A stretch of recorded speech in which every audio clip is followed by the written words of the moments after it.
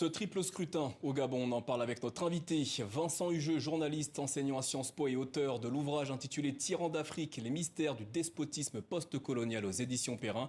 Bonsoir et merci d'être avec nous. Bonsoir. Tout d'abord, comment interpréter les annonces faites ce soir par les autorités de Libreville, suspension d'Internet et couvre-feu dès demain?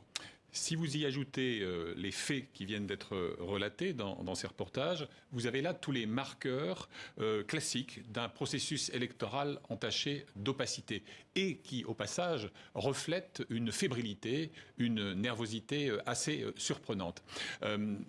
Vous avez là donc... outre les pépins techniques relativement classiques, rappelons quand même que le principal rival du sortant Ali Bongo Ondimba, qui s'appelle donc Albert Ondoosa, a attendu 8 heures avant d'accomplir son devoir électoral. Et puis j'ajoute un autre élément qui, à mon sens, va dans le même alignement des planètes, en quelque sorte. C'est la dramatisation du scrutin et de ses enjeux dans les derniers jours de campagne. Lors de son ultime méga meeting, c'était vendredi soir, Ali Bongo a quand même évoqué, je le cite, un crime de haute trahison, référence à un enregistrement extrêmement controversé entre son rival et un des ténors de l'opposition, Alexandre Barraud-Chambrier. Le ministère de l'Intérieur a fait état, je le cite là encore, d'un climat délétère et de menaces pesant sur la stabilité et la paix. Le président sortant a stigmatisé, je le cite, ces intrigants qui voudraient détruire le pays. Nous ne les laisserons pas faire. Alors, il y a toujours évidemment une sorte de gimmick électoral. Si vous agitez le spectre du chaos, en règle générale, vous incitez l'électorat à jouer la sécurité, la continuité. Mais au-delà de ça, pourquoi diable a-t-on éprouvé le besoin, non seulement donc de recourir à tous ces trucs qu'on vient d'évoquer, mais aussi de dramatiser à ce point l'atmosphère de fin de campagne. Bien évidemment, on continue à suivre cette situation au Gabon dans nos prochaines éditions. Parmi les 3 scrutins du jour au Gabon, la présidentielle concentre évidemment tous les regards. Albert Ondoosa, que vous venez de citer, le candidat désigné par les principaux partis d'opposition, est-il en mesure de mettre un terme à ce que certains qualifient de dynastie Bongo au Gabon ?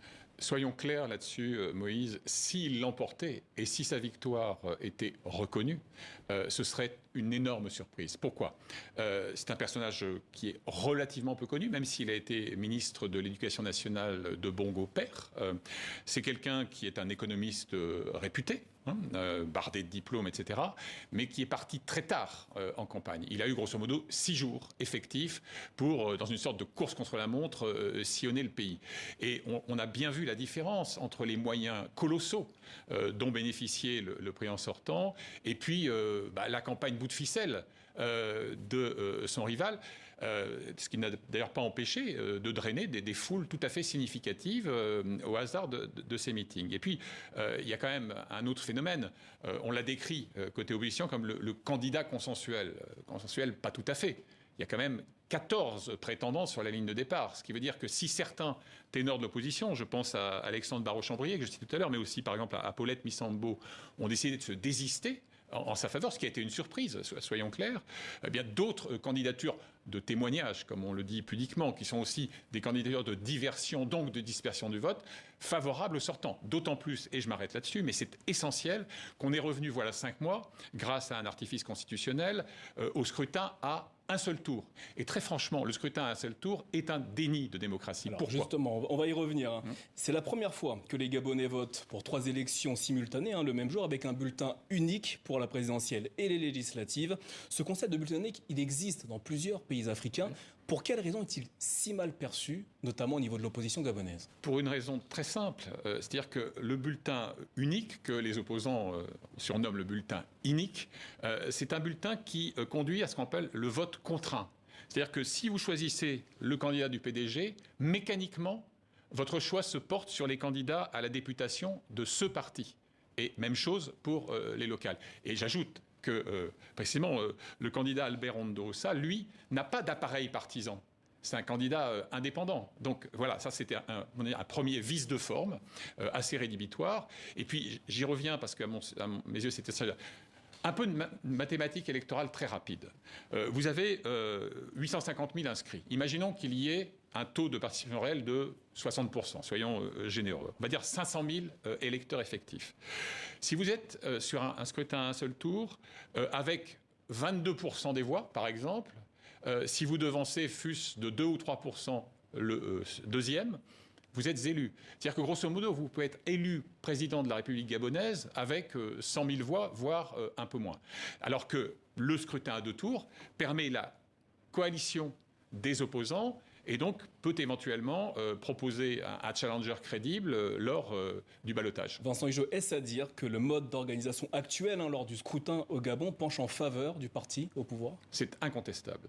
Très franchement, je veux dire, c'est pas une question de parti pris ou de subjectivité. C'est une observation de science politique élémentaire. Tous les éléments que l'on vient de détailler maintenant donnent évidemment aux candidats sortants un avantage énorme. Et j'ajoute, soyons clairs là aussi, moi je me souviens très bien de la campagne de 2016, où quand même vous avez eu cette situation absolument ubuesque, où il fallait, pour que Ali Bongo l'emporte, que dans le Haut-Ogooué, le bastion de la dynastie Bongo, il y ait une participation massive et un succès écrasant. Et que croyez-vous qu'il advint? 99,9% de participation, 95,5% en faveur d'Ali Bongo. Et à l'arrivée, il l'emporte sur Jean Ping d'un souffle, 5500 voix, mais personne n'a cru à ce résultat. Justement, Vincent Higeux, on va voir apparaître une carte à l'écran. Vous venez d'évoquer notamment la situation dans le Haut-Ogooué. Quelles sont les provinces gabonaises qui sont, entre guillemets, stratégiques pour les candidats à la présidentielle? D'abord, n'oublions jamais qu'en termes de population, donc de potentiel électoral, mécaniquement, Libreville et Port-Gentil concentrent grosso modo 60% de la population. Bon, avec les banlieues en quelque sorte. Et puis, moi je vois effectivement 2 raisons de considérer qu'il y a des régions cruciales.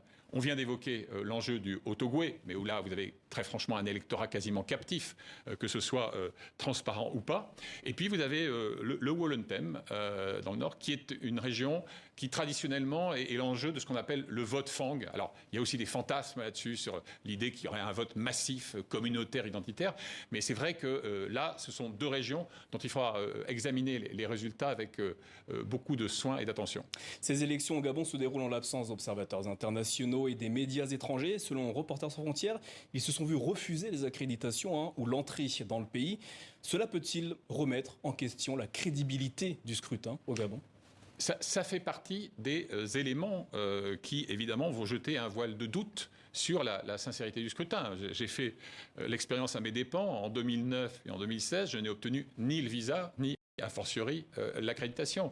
C'est jamais un très bon signal, si vous voulez. Quand vous refusez l'observation, y compris d'ailleurs d'organismes africains, je ne parle même pas d'observateurs venus d'ailleurs, venus d'Occident, venus d'Europe, etc. Quand, on l'a vu via ce reportage inaugural, vous avez des observateurs, des militants citoyens de votre propre pays qui se voient entravés dans leur volonté de vérifier la validité du scrutin, vous envoyez de très mauvais signaux. Et donc, de fait, oui, l'assise politique dont vous réclamez, elle est mécaniquement fragilisée. Vincent Higeux, merci pour cet éclairage au sujet de la triple élection qui se déroulait ce samedi au Gabon. Je rappelle que vous êtes auteur de l'ouvrage Tyran d'Afrique, les mystères du despotisme post-colonial aux éditions Perrin. Merci à vous.